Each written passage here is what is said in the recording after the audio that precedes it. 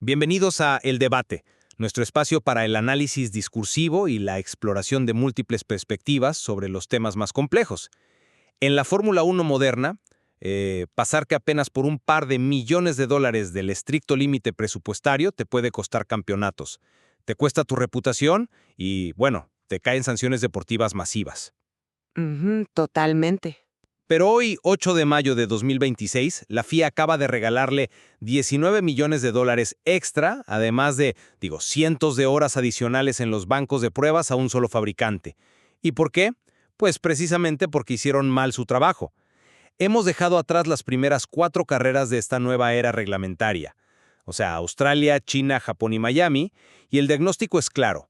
La máxima categoría enfrenta una crisis profunda. Y esa es la palabra clave, crisis. Pero, a ver, la forma en que la están manejando, esa especie de pánico institucional, es lo que nos trae hoy aquí. Exactamente. La FIA ha decidido intervenir de forma radical, con 2 medidas sin precedentes. Primero, alterar la arquitectura misma del motor para 2027, abandonando esta utópica idea de que la potencia provenga 50% de la parte eléctrica y 50% del motor de combustión. Claro, el famoso 50-50. Ese mismo. Y segundo, activar este sistema de concesiones de emergencia, el famoso ADU, para rescatar a fabricantes con un rendimiento inaceptable este año. Y seamos claros, nos referimos específicamente a Honda. La pregunta central que vamos a desgranar hoy es existencial para el deporte. ¿Son estas intervenciones regulatorias una corrección pragmática y francamente absolutamente necesaria para salvar el espectáculo y el ecosistema financiero? ¿O por el contrario, representan una manipulación artificial que castiga la excelencia y traiciona la identidad tecnológica de la Fórmula 1? Ya. Yo, de mi lado, sostengo que el pragmatismo es vital aquí. Las reglas de 2026 fallaron brutalmente en su ejecución práctica y corregir el rumbo es la única manera de evitar que gigantes automotrices mueran en la pista por, digamos, un error de cálculo. Pues yo lo abordo desde otro ángulo. La esencia pura de esta disciplina siempre ha sido, desde su concepción histórica, la excelencia en la ingeniería bajo un marco reglamentario implacable. O sea, esto es un ecosistema darwiniano. Revertir la importancia eléctrica para 2027 no es un simple ajuste de tuercas, es una traición directa a la agenda de innovación que atrajo a estos fabricantes en primer lugar. Pero es que Y espera, porque lo que resulta aún más escandaloso desde el punto de vista deportivo es este sistema de rescate, el ADU. Diseñar un salvavidas financiero y técnico a medida para salvar a Honda tras evidenciar un déficit humillante de 70 caballos de fuerza frente a líderes como Mercedes, mira, eso cruza una línea roja. entiendo la frustración purista, de verdad que sí. Es que esto no es una red de seguridad deportiva. Es un castigo burocrático a los equipos que interpretaron correctamente las reglas. Estás literalmente subsidiando la incompetencia para fabricar un espectáculo artificial. A ver, es natural querer que gane el más inteligente. Estoy dispuesto a conceder eso. Pero tenemos que ser muy analíticos con lo que estamos viendo físicamente en el asfalto. Los deportes de motor, en su cúspide, tienen la obligación ineludible de equilibrar el desafío técnico masivo con la viabilidad del espectáculo. La normativa de 2026 intentó imponernos este reparto utópico del 50-50 entre el motor de combustión, el ICE, y la recuperación de energía eléctrica. ¿Y cuál ha sido la realidad operativa en estas 4 carreras? Pues que los equipos no supieron optimizarlo, simplemente. Que ha sido un fracaso sistémico. Este reparto ha condicionado excesivamente a los pilotos. Los estamos forzando a hacer malabares absurdos con la energía, pero, quiero que le expliquemos a quien nos escucha qué significa esto en la práctica. Hemos visto tomas a bordo en Miami, por ejemplo. Los pilotos vienen con el acelerador a fondo en la recta más larga y de repente la velocidad tope colapsa drásticamente mucho antes de la curva. Sí, el temido muro aerodinámico. Incluso con el DRS abierto. Explícanos, desde el punto de vista de la ingeniería pura, ¿qué está pasando mecánicamente allá adentro con esta regla del 50-50? Claro, a ver, es un tema de física fundamental. En esta regulación de 2026, el motor eléctrico, o sea, el MGU-TA, es responsable de entregar unos 350 kilowatts de potencia. Eso es casi la mitad de los caballos de fuerza totales del auto. El problema es que la batería tiene una capacidad de almacenamiento por vuelta que está estrictamente limitada por el reglamento. Limitada para forzar la eficiencia, supuestamente. Exacto. Entonces, si tú desplegas toda esa energía eléctrica al principio de una recta de 1 kilómetro, pues te quedas sin carga mucho antes de llegar a la zona de frenada. A este fenómeno se le conoce en el paddock como clipping. ¿Y qué se siente en el monoplaza cuando ocurre ese clipping? Porque visualmente es brutal. Físicamente el piloto pierde la mitad de la potencia de empuje en una fracción de segundo. Pero, ojo aquí, el auto sigue teniendo la misma enorme resistencia aerodinámica contra el viento. Entonces, al cortarse de tajo la energía eléctrica, el empuje del motor de combustión por sí solo, que ahora es más pequeño, no es suficiente para vencer esa pared de aire. Es como si alguien tirara del freno de mano a 330 kilómetros por hora. Exactamente. Por eso vemos a los pilotos levantar el pie del acelerador casi 150 metros antes de la curva. Tienen que hacer lift and coast, es decir, dejar rodar el coche para regenerar energía y no quedarse vacíos para la siguiente recta. Y ahí está exactamente mi punto. Digo, cuando tienes a Max Verstappen, que rara vez se guarda una opinión técnica, describiendo estos coches como Fórmula E con esteroides. Sí, fue muy vocal al respecto. O a Fernando Alonso diciendo que clasificar ahora es solo un juego matemático de energía disponible, pues te das cuenta de que el producto es disfuncional. Los comportamientos de estos monoplazas en las rectas largas han sido erráticos, rayando en lo francamente peligroso. Bueno, peligroso es una palabra fuerte. Pues, fíjate en las diferencias brutales de velocidad de cierre entre un auto que tiene batería y uno que ya entró en clipping.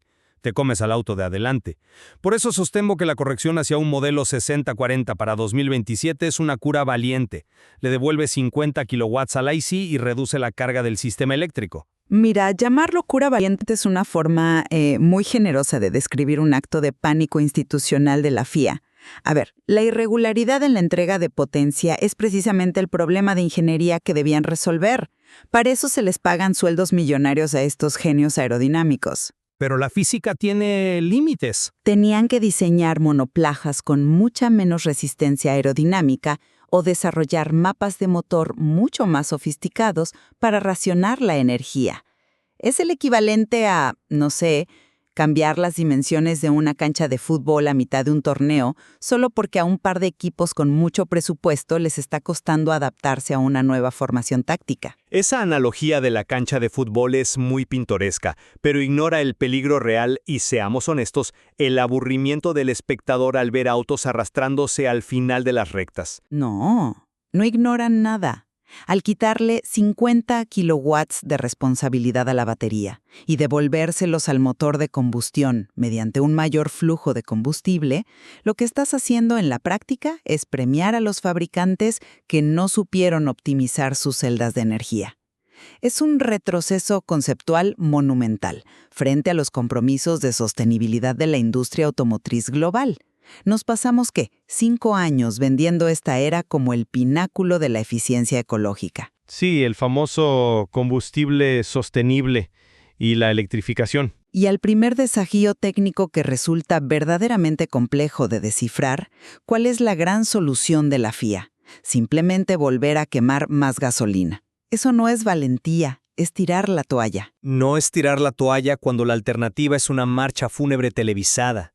Lo que hace el ajuste del 60-40 no es crear motores estúpidamente más rápidos, es hacer que la potencia sea utilizable de manera lineal. Devuelve el ADN de empuje constante a la categoría. ¿A costa de la innovación? Pero los pilotos necesitan usar su instinto para atacar y defender, no ser simples contadores públicos gestionando una hoja de cálculo de energía en la pantalla del volante. A ver, entiendo la frustración del piloto. De verdad que sí.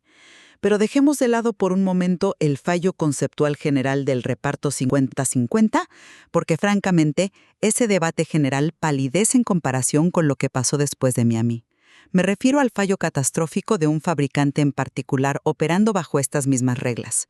La decisión sobre el motor de combustión afecta a todos por igual, pero lo de Honda afecta a la integridad misma del campeonato. Bueno, si hablamos de fallas de cálculo, sí, por supuesto, tenemos que poner los reflectores sobre Honda. Los datos fríos que salieron de la telemetría interna en China y Japón son estremecedores, y para mí justifican completamente la intervención de la FIA. Estamos viendo un déficit de rendimiento del 12% en la unidad de potencia de Honda frente a Mercedes, que ahora mismo es la referencia. Para que la gente entienda la gravedad de esa cifra, un 12% en estas unidades de potencia se traduce en un cráter de aproximadamente 70 caballos de fuerza. 70. Exacto, es una brutalidad. En la Fórmula 1 moderna, donde las clasificaciones, como vimos en Miami, se deciden por 2 o 3 milésimas de segundo, tener 70 caballos menos es una sentencia de muerte competitiva automática. Y quiero explicar cómo esto crea un efecto dominó devastador en todo el equipo, específicamente para sus socios, Aston Martin. El que nos escuche en casa seguro piensa, bueno, si el motor es lento, pues que el equipo mejore la aerodinámica del chasis en las curvas para compensar el tiempo de vuelta. Pero no funciona así en la vida real, ¿verdad? En absoluto. De hecho, intentar compensar con aerodinámica agrava el problema exponencialmente. Correcto. Aston Martin se ha visto obligado a retrasar y directamente cancelar evoluciones aerodinámicas cruciales de su piso. ¿Por qué? Porque para generar carga aerodinámica, el downforce que pega el auto al asfalto en las curvas inevitablemente generas arrastre o drag en las rectas.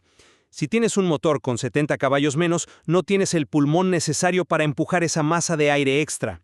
Eres una tortuga en las rectas. El chasis entero queda encadenado a la mediocridad del motor. Y aquí es donde entra mi argumento central sobre el pragmatismo corporativo. Dejar morir competitivamente a un gigante histórico como Honda, viéndolos arrastrarse en los últimos lugares a 4 segundos del ritmo de la punta, no beneficia nada al ecosistema. Una humillación sostenida de ese nivel provocaría su salida del deporte en un par de años, y perder a un fabricante titular sería catastrófico para la salud comercial de la parrilla. Mira, ese es un argumento muy convincente. Si lo miras desde un vacío corporativo de relaciones públicas, y te reconozco que a nadie en el paddock le gusta ver a la marca Honda arrastrándose. Pero, a ver, ¿has considerado el mensaje lapidario que esta intervención de emergencia le envía a Mercedes o a Ferrari? No creo que sea un mensaje en contra de ellos. Claro que lo es. Ellos leyeron el mismo reglamento técnico de cientos de páginas, invirtieron sus recursos exactamente donde debían, lograron extraer la eficiencia híbrida que se requería para no sufrir un clipping masivo, y su recompensa por alcanzar la excelencia técnica absoluta es ver cómo las reglas se reescriben en los despachos oscuros para salvar a su rival directo. Insisto, no lo veo como un castigo a Mercedes, lo veo como un mecanismo de supervivencia colectivo. Es que no es solo el concepto filosófico del rescate, es la escala monumental de este subsidio financiero. Permíteme detallar qué es exactamente este sistema ADU, la asignación de desarrollo de unidades, que los equipos acordaron activar bajo presión antes de ir a Canadá. Es francamente un insulto al límite presupuestario. Las reglas dictan que si un fabricante evidencia un déficit mayor al 10% de potencia frente al líder, Y solo Honda está en ese supuesto ahora mismo. casualmente, sí, solo Honda está en ese pozo. Entonces, la FIA le va a inyectar directamente $11 millones adicionales a su tope de gasto de desarrollo. 11 millones. Es una inyección necesaria si queremos competencia. Hay que entender algo clave sobre la Fórmula 1 moderna. El que nos está escuchando seguro se pregunta, oye, ¿pero por qué Honda no se mete a su fábrica, gasta su propio dinero de sus arcas millonarias y rediseña el motor? Porque las reglas financieras no lo permiten, afortunadamente. Exacto, y esa es la respuesta. Hoy en día, no peleas contra la física de los metales, peleas contra la contabilidad de los auditores. El límite presupuestario, el cost cap, te ata las manos por completo. Y ese es exactamente el punto de tener un límite presupuestario. Se diseñó expresamente para forzar la brillantez táctica y penalizar los errores estructurales masivos. Sí, pero crea una trampa perpetua de la que no puedes salir nunca. Fíjate, en la era actual, si desarrollas una nueva especificación de motor de forma exitosa, invirtiendo todo tu presupuesto permitido, con suerte, logras extraer unos 15 o 20 caballos de fuerza de mejora a lo largo de todo un año. El desarrollo es marginal. Entonces, si Honda tiene un déficit inicial de 70 caballos, necesitarían estrenar 4 especificaciones perfectas solo para empatar a Mercedes el día de hoy, asumiendo el absurdo de que Mercedes congele su desarrollo, lo cual es ridículo. Matemáticamente, bajo un límite estricto de costos, alcanzar a Mercedes les tomaría 3 o 4 años. El ecosistema comercial y televisivo del deporte no puede permitirse el lujo de que Aston Martin y Honda sean el hazmerreír de las clasificaciones hasta el 2030. Me parece fascinante que menciones el año 2030, porque la forma en que la FIA estructuró esta inyección de dinero es maquiavélica. No termina en los 11 millones de dólares de la concesión base. A eso le sumaron un anexo especial exclusivo para este año inaugural de 2026. Un supuesto préstamo adicional de 8 millones de dólares, que Honda teóricamente tendrá que devolver de su presupuesto en 2029 o 2030. Bueno, es un adelanto de flujo de caja para acelerar la convergencia. No es dinero regalado, lo pagarán después con restricciones. Por favor, es un préstamo sin ningún riesgo deportivo, piénsalo bien. Les dan esos 8 millones hoy, en el momento de mayor urgencia, en la fase más pronunciada de la curva de desarrollo tecnológico, donde cada dólar invertido te da décimas de segundo. Para cuando llega el 2030 y tengan que, entre comillas, devolver ese dinero, reduciendo su límite presupuestario, los motores ya estarán en el pico de su madurez evolutiva. Ya todos habrán convergido. Exacto. Invertir $1 extra en 2030 ya no genera rendimiento porque la tecnología llegó a su límite físico.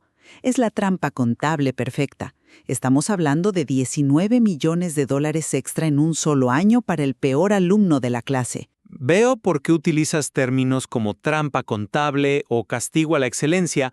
Tienen mucho impacto retórico para el análisis. Pero analicemos la mecánica real de la convergencia que busca la FIA con esto. Estas revisiones del ADU no son, un cheque en blanco sin estructura que Honda puede gastar en fiestas de desarrollo descontrolado. Se activan cada 5 grandes premios, que este año se ha acelerado por las lamentables cancelaciones de Bahrein y Arabia Saudita, claro, pero están matemáticamente diseñadas para lograr una equidad a largo plazo, midiendo la telemetría constantemente. Pero omitiste la peor parte de todas estas concesiones. No es solo la plata. Les otorgan 230 horas adicionales en los bancos de pruebas.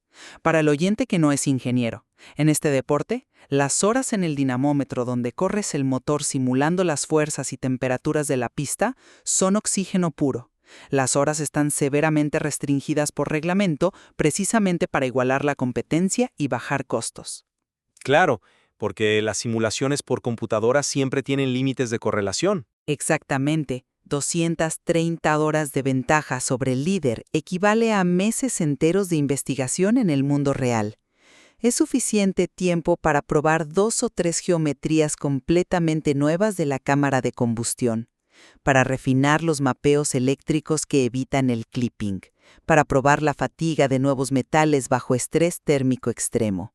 Darle eso al fabricante que hizo el peor trabajo no es igualar el campo de juego, es dopaje financiero irregularizado. Esa es una acusación muy severa. Es la realidad.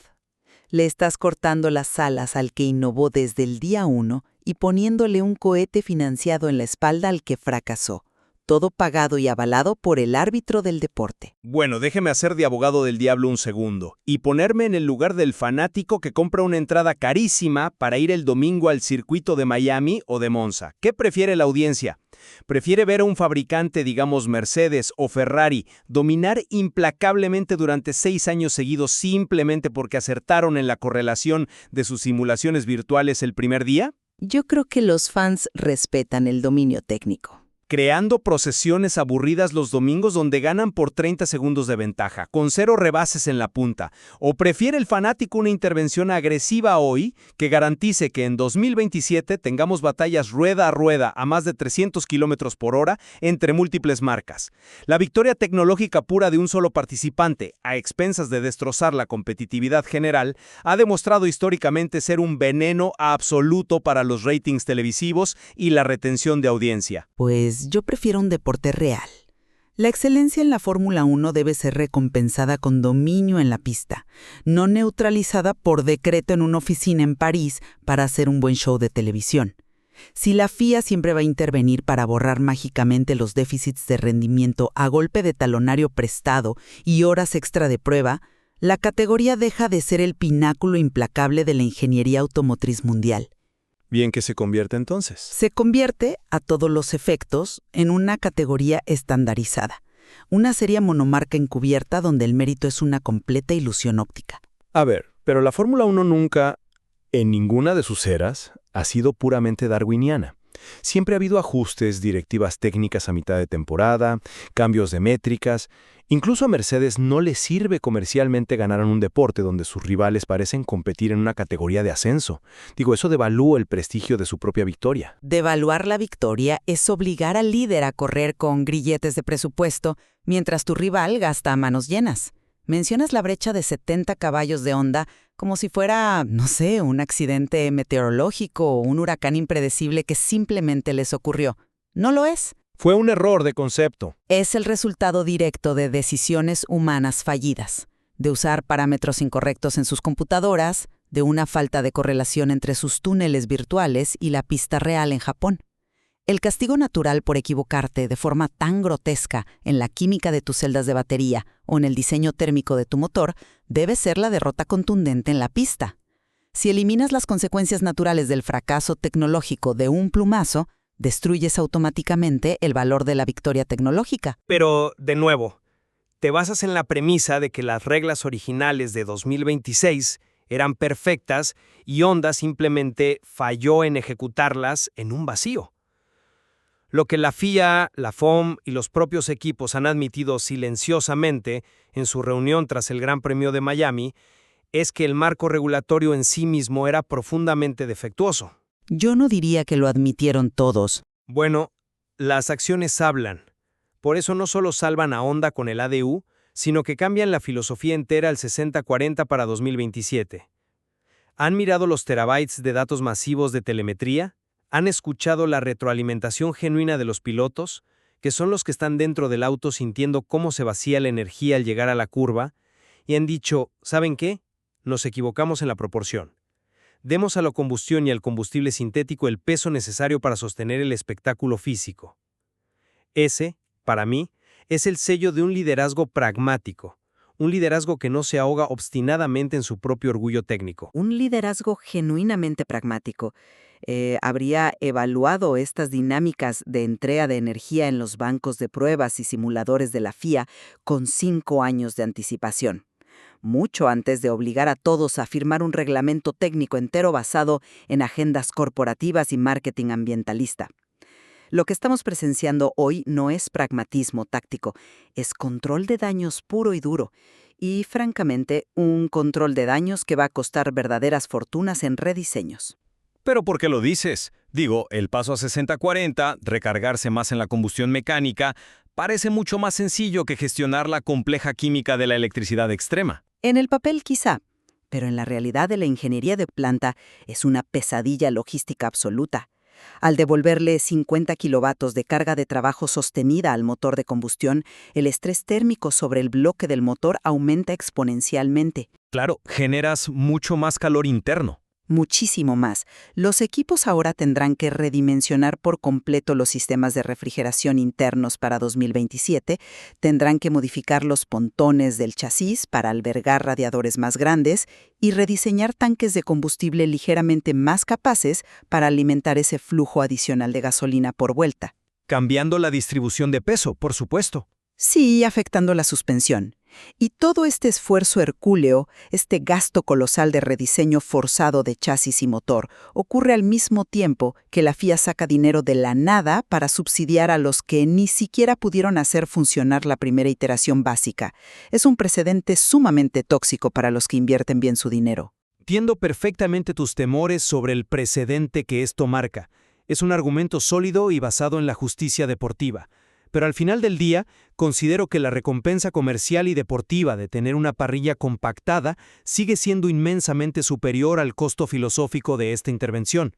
Ya veo. En realidad, del panorama de crisis en el que estamos hundidos en este mayo de 2026, tengo que concluir que aunque esta decisión resulte profundamente amarga para los puristas de las reglas, es el único camino correcto. La corrección hacia los motores de combustión, con el 60-40 para el próximo año, devuelve la manejabilidad, la seguridad y la ferocidad natural a los monoplazas, eliminando esa conducción artificial de andar gestionando baterías. Y respecto a las concesiones de emergencia del ADU, regalar esas horas de banco de pruebas y esos millones extra a Honda es, francamente, un sacrificio ético que debemos tragar por la vitalidad a largo plazo de la Fórmula 1. Tener a 3 o 4 fabricantes compitiendo ferozmente por décimas de segundo es lo que garantiza la espectacularidad y la viabilidad financiera de este deporte, no ver a un equipo desangrarse públicamente cada fin de semana. Bueno, pues yo respeto tu visión orientada a la salud del negocio, pero mi conclusión se mantiene inamovible frente a los hechos. Estamos hipotecando la meritocracia que construyó la mística legendaria de la Fórmula 1. La excelencia y el ingeniero humano puro deben ser la única moneda de cambio en el paddock, y hoy la estamos devaluando drásticamente. Subsidiar errores de ingeniería de tal magnitud, o sea, un abismo de 70 caballos de fuerza, inyectando $19 millones extraídos de una laguna legal, altera de manera fundamental la legitimidad de cualquier campeonato que se corra bajo esta era reglamentaria. Le estamos enseñando a los ingenieros una lección muy peligrosa, que la ingeniería deficiente cuenta con un paracaídas dorado institucional y que el éxito implacable y el trabajo bien hecho será castigado con obstáculos burocráticos. Eso le roba el alma a la competición de alto nivel. Es un debate fascinante y de un nivel de complejidad técnica brutal, y creo que ambos coincidimos en algo crucial que trasciende nuestras posturas hoy. La normativa técnica de la Fórmula 1 ha demostrado, hoy más que nunca, ser un ente vivo, un organismo reactivo que respira, muta y se ajusta brutalmente con cada gran premio disputado. Definitivamente, los parches que vimos evaluarse en los garajes de Miami y las próximas implementaciones que seguro observaremos cuando lleguemos al asfalto y los muros de Canadá demuestran que la recopilación masiva de datos no perdona a nadie. Reflexionar sobre estos límites, sobre dónde trazamos la frontera exacta entre el desafío purista de domar la física y la necesidad comercial de sostener un producto de entretenimiento global, es absolutamente fundamental para entender la evolución moderna de cualquier disciplina automotriz. Sin duda alguna. Y fíjate, la realidad es que a medida que avancemos hacia la intensa temporada europea y estas nuevas especificaciones de motor, respaldadas por los millones y las horas del ADU, finalmente toquen la pista en la vida real, la telemetría, los tiempos de vuelta y los radares de velocidad no nos van a mentir. El cronómetro es el juez final. Habrá muchísima más información técnica por analizar para comprobar si este controversial rescate financiero realmente se traduce en rendimiento puro para apretar la parrilla o si solo están quemando billetes en un concepto híbrido que simplemente nació muerto. Exactamente. Veremos si esta intervención histórica de la FIA fue un éxito rotundo y pragmático que salvó la década, o simplemente un costosísimo retraso de un colapso estructural inevitable. A nuestra audiencia, los invitamos a seguir observando con ojo muy crítico cómo se desarrolla esta espectacular batalla donde la política de los despachos corporativos es tan feroz como la velocidad en las pistas. La crisis en los motores de 2026 ha abierto un capítulo que cambiará para siempre la forma en que entendemos la competencia y el desarrollo técnico. Gracias por acompañarnos y explorar con nosotros las capas más profundas de este deporte. Nos vemos en el próximo encuentro.